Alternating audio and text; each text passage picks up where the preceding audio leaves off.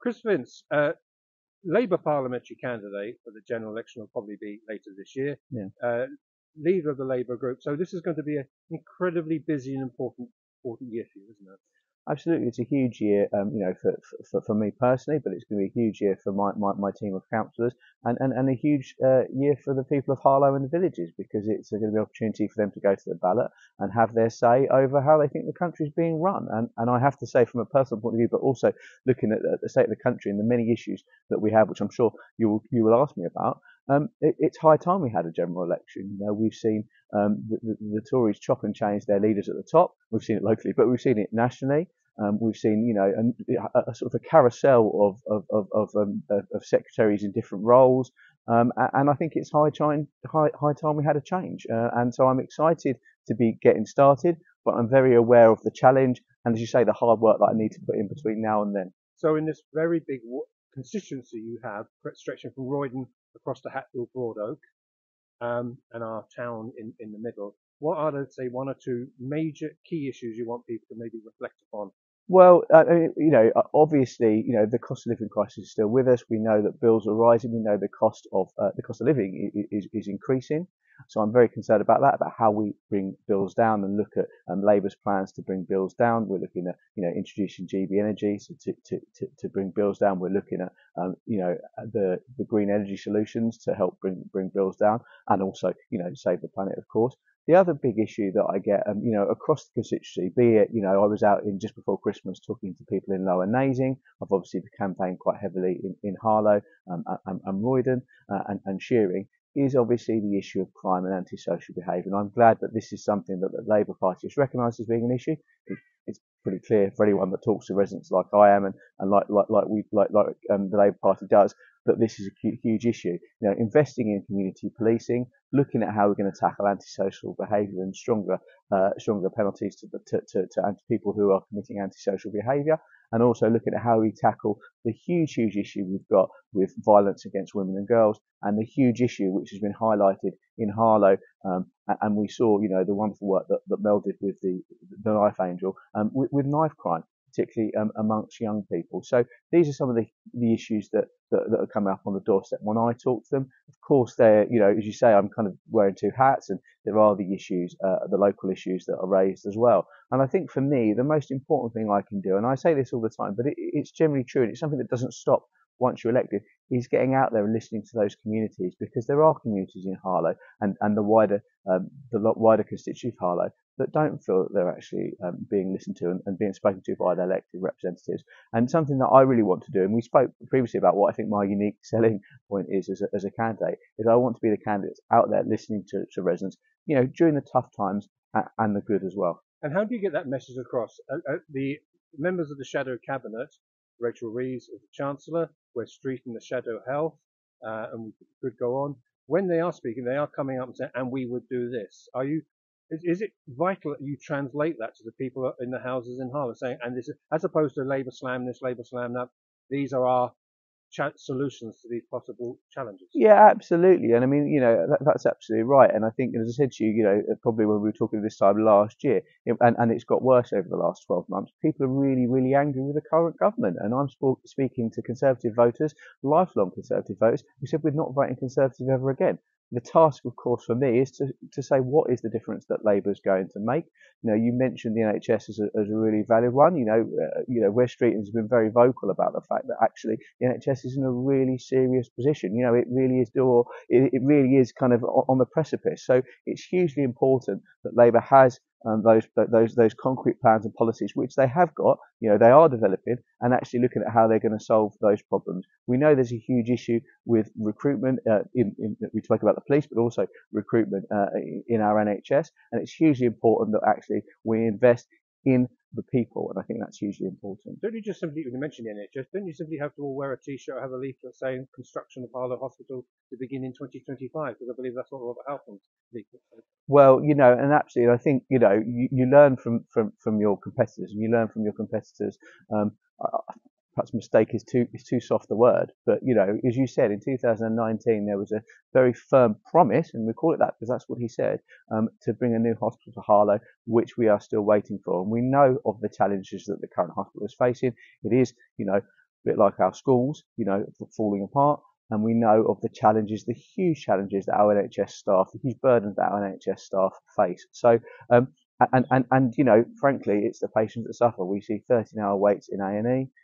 We see them able to get appointment with their GP, with their local doctor as well. So it really is a huge concern. So I think something that I've learned, is don't make promises that you can't keep.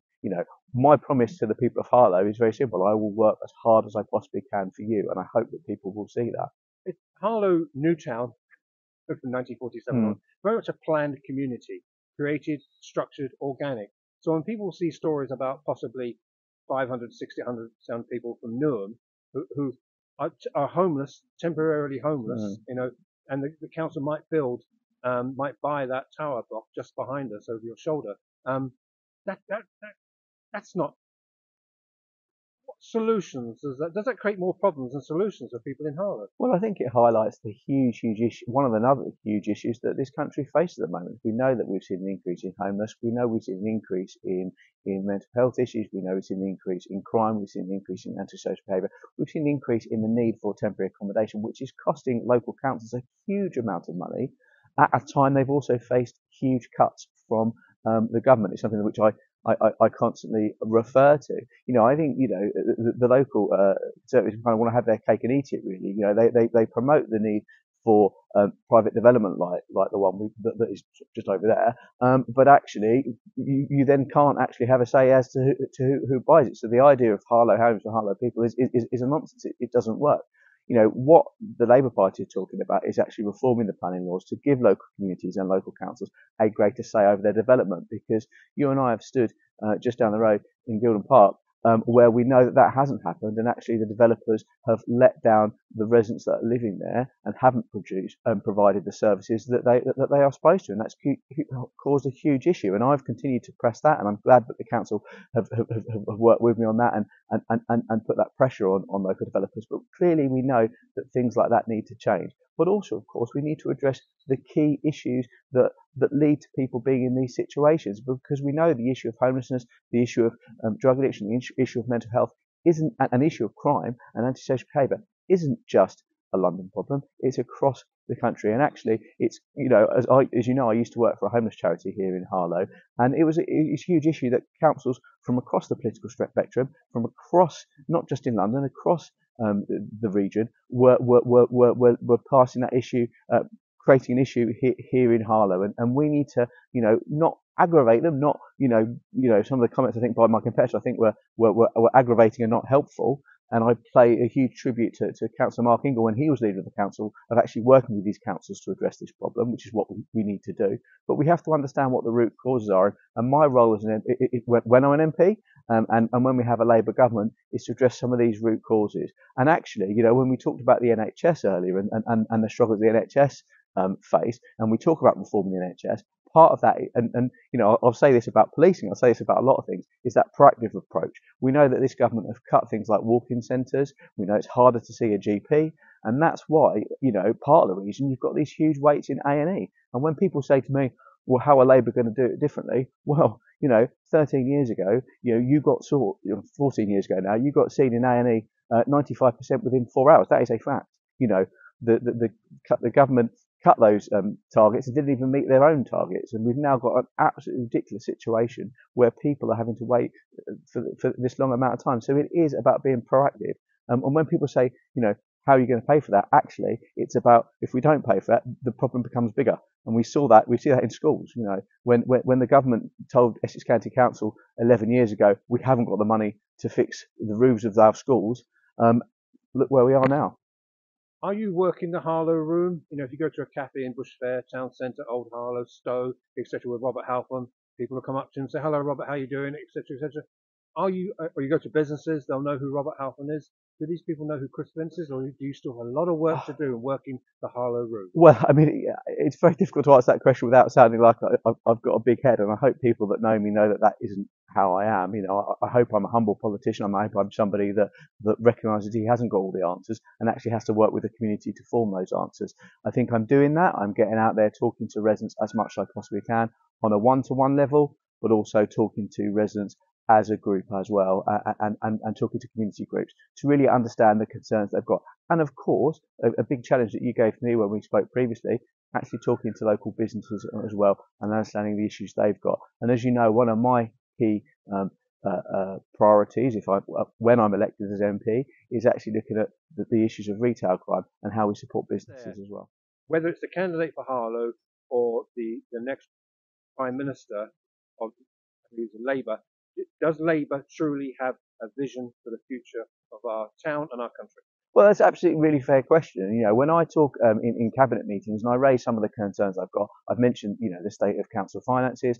I've mentioned, you know, a lot of the issues that are facing our town. You know, I get told that I'm talking the town down, but actually, I don't agree with that. Actually, what I'm talking about is actually that the people of Harlow deserve better than they've got now, and we do need to show that there is people deserve better than this. People shouldn't be waiting 13 hours in A&E to be seen. People shouldn't have to, you know, be a victim of crime and for no police officer to turn up because they haven't got the capacity to deal with that problem. You know, and people shouldn't be in unsuitable accommodation, threatened with homelessness, and all the issues that we've discussed today. So absolutely, you know, what I want to be doing is saying that we are back in Harlow. I, as your MP, will be back in this town and back in the villages around it to ensure that the people of Harlow aren't let down anymore, because frankly, after 14 years of a Tory government, that's exactly what they faced. But actually, we can have some hope for the future. We can have a Harlow that can prosper, that is invested in, that actually has the important high-tech jobs that actually somewhere that's got the infrastructure